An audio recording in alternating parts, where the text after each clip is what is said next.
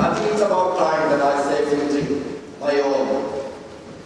Let me share something very important with you. When I was new in this country, one day I came home and I heard my landlady was sobbing. And I knocked at her door. I said, Mrs. Gill, are you all right? She opened the door and she said, have you heard? I said, what? She said, Tories have won the election. You mean all of us going back home? I tell you what, because I was new, it shook me like a leaf. I said, no, I don't want to go home. I just arrived. She took me to her sitting room. She said, Ahmed, you ought to know what Tories are. And she wrote me that speech, that notorious speech in a poem, Rivers of Blood. And then she told me various other things, that how Tories treat the minority people and how much they are against the immigration.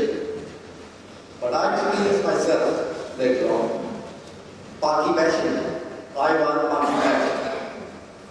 One day I was coming from the evening class and I was attacked. Then, after a few years, I heard another story that there was a Peter Lilly near Manchester. He was making also a racist speech against the immigrant. The Black Social Society they were just uniform. We went from there and protested against it. Then, as we all know, Norbert Devitt and his cricket death.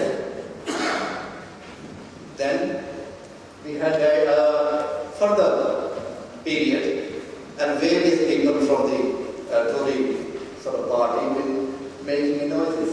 And now, very recently, we heard David Cameron wrongly blaming the Muslim schools by saying that they are sort of giving a rise to terrorism. Also, falsely, he is claiming that the Black and Asian and minority ethnic communities are taking resources away from the white community. Totally false. You see, the reason is they really and truly want to bring communities and each other's throat. And for their own political purpose, own greed, so they can get white votes. That is their motive behind it. Tories will never change. They are same old Tories. They thrive on racism. BNP and Tories, they are the same people. So therefore, what is in front of us? If you look at the Labour Party contribution, this is the only party which says, which tolerates, which preach peace, which preach interfaith values, which bring the communities together, and we thrive through them.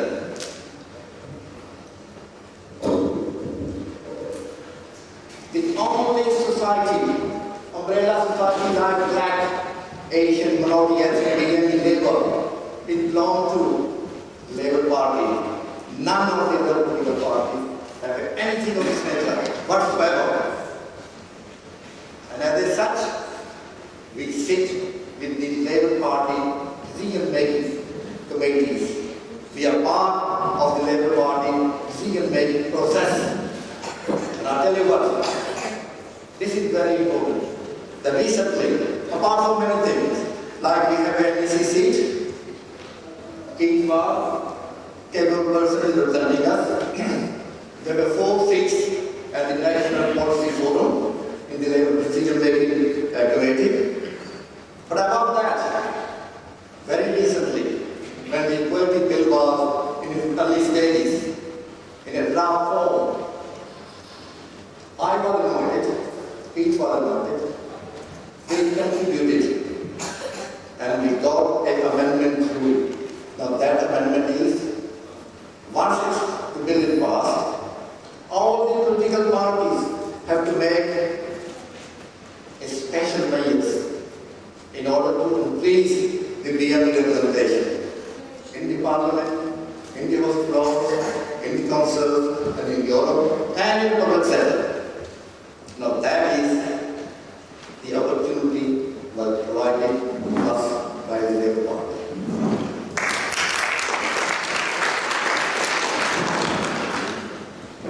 God forbid,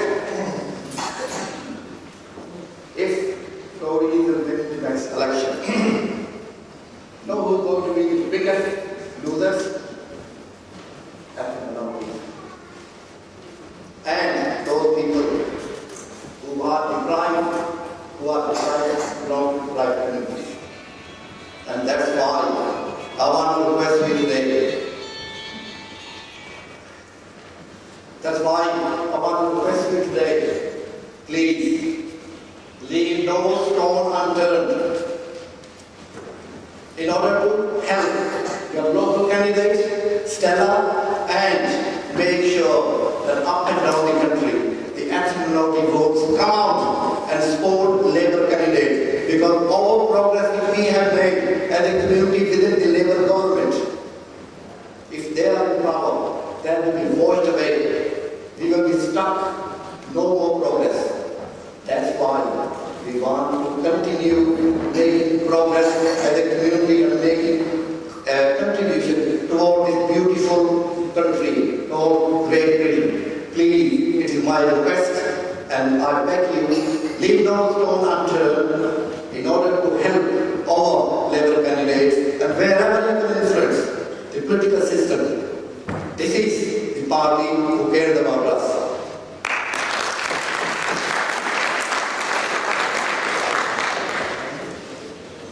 Now, I want to introduce to you somebody special. As I said, I have learned greatly from it.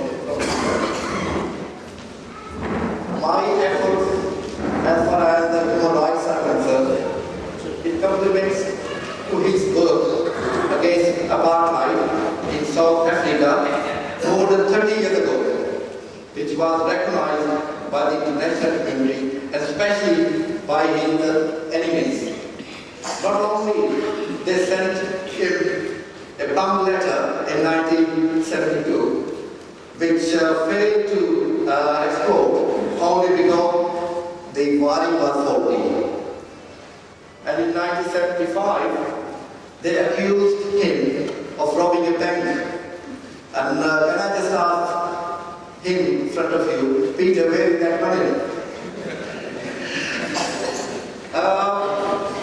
After 2 weeks, trial to go, they found no evidence against him and threw it out. Peter's parents, Adam and Walter Hayne, became the first couple of a banned person under the oppression apartheid regime. They had to seek a special inspection, even to talk to each other, and later they were forced to exile in Britain. Peter, your work for human rights, civil liberties, and for ethnic minority is well published and documented. In early 1970s, as a young student, I was so much impressed when I saw you on television, in newspapers, leading various campaigns for justice, and I started calling Peter my hero. In 1992, when I launched a appeal to help those people who are very much stressed in Pakistan when the flood struck, it was Peter who has helped me along with it was to collect donations at the Labour offices and encourage organization, Peter, enabled migrating to build women and children hospital in a food affected area called JM. And today, I'm pleased to tell you that that hospital serves up to 50 women and children every day. That is his contribution. So please put your hands together.